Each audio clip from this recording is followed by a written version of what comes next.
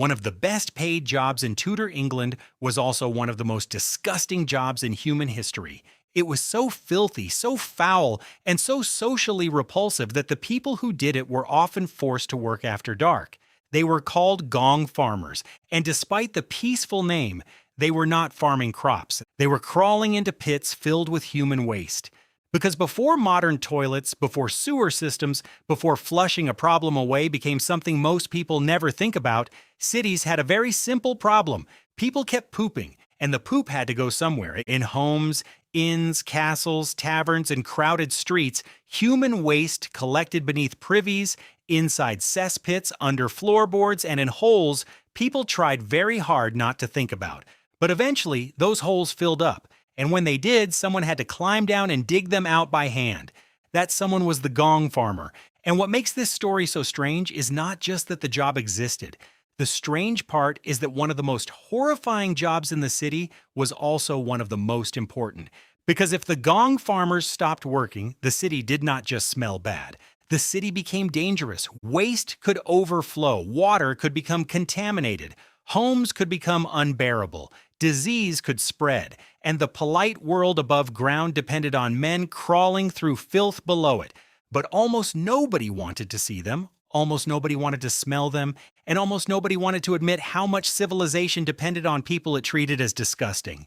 To understand their world, imagine a town before modern plumbing. There is no clean bathroom, no porcelain toilet, no pipe carrying waste away, no handle to press. There is a seat over a hole. Maybe that hole drops into a pit beneath the house. Maybe it sits behind a tavern. Maybe it is shared by several people. Maybe it has been filling for months, maybe years, and every day more goes in. Human waste, dirty water, food scraps, rotting material, broken objects, things people lost, things people wanted hidden. A cesspit was not just a toilet, it was a trash can, a secret keeper, and sometimes a time capsule. But for the people living above it, the goal was simple. Do not think about it, do not look at it, and do not breathe too deeply. Just keep using it until the smell gets too bad. Then send for the Gong farmer. But here's what's fascinating. These men did not usually show up in the middle of the day like ordinary workers. They came at night, because nobody wanted barrels of human waste dragged through the streets while people were buying bread, going to church, or pretending their town was cleaner than it really was. So the respectable world went to sleep. And then the hidden work began. A crew arrived with shovels, buckets, ropes, barrels, carts, and maybe a lantern. They opened the pit, and the smell came out first. Not a bad smell like spoiled food. Something deeper, heavier, a thick rotting smell from months or years of human waste fermenting underground. A smell that could burn your throat, a smell that could water your eyes, a smell so strong people believed it could make you sick just by breathing it. And then someone had to go in, not stand beside it, not look down from the edge, climb down into it, sometimes to the knees, sometimes to the waist, and in the worst cases, deeper than that. The Gong farmer shoveled the solid waste into buckets. Helpers above pulled the buckets up, dumped them into barrels, loaded the barrels onto carts, and hauled the waste outside the town. And this is where the contradiction begins. Inside the city, it was filth. Outside the city, it could become fertilizer. In one place, people gagged at it, and in another, it could help crops grow.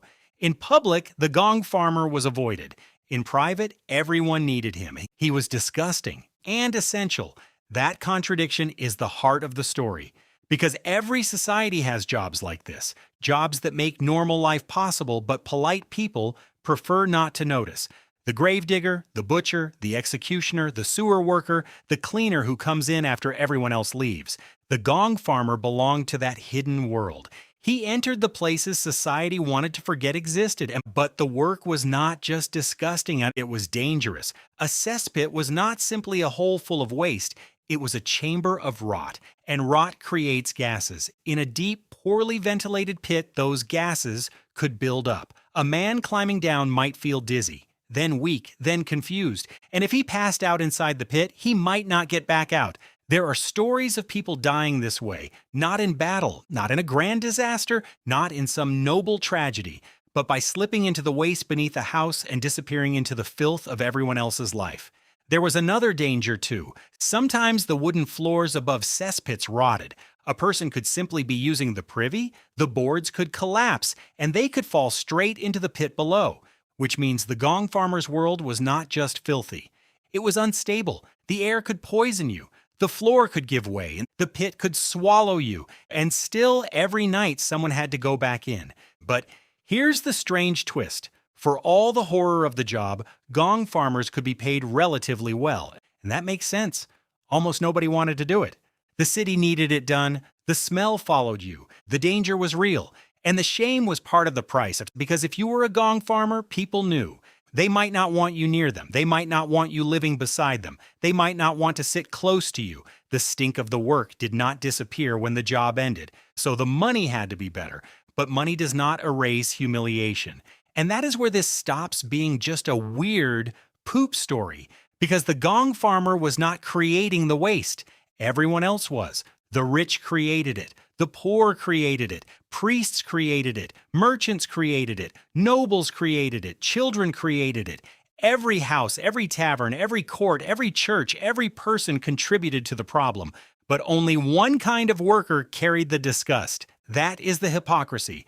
The waste belonged to everyone. The shame belonged to the man who removed it. And that pattern did not vanish with Tudor England. We still depend on invisible workers. We still want clean results without looking at dirty processes. We still celebrate polished surfaces while ignoring the people who scrub them.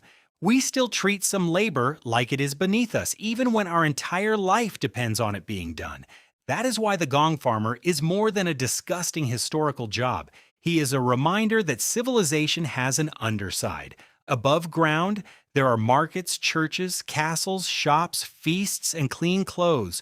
Below ground, there is waste, and someone has to deal with it.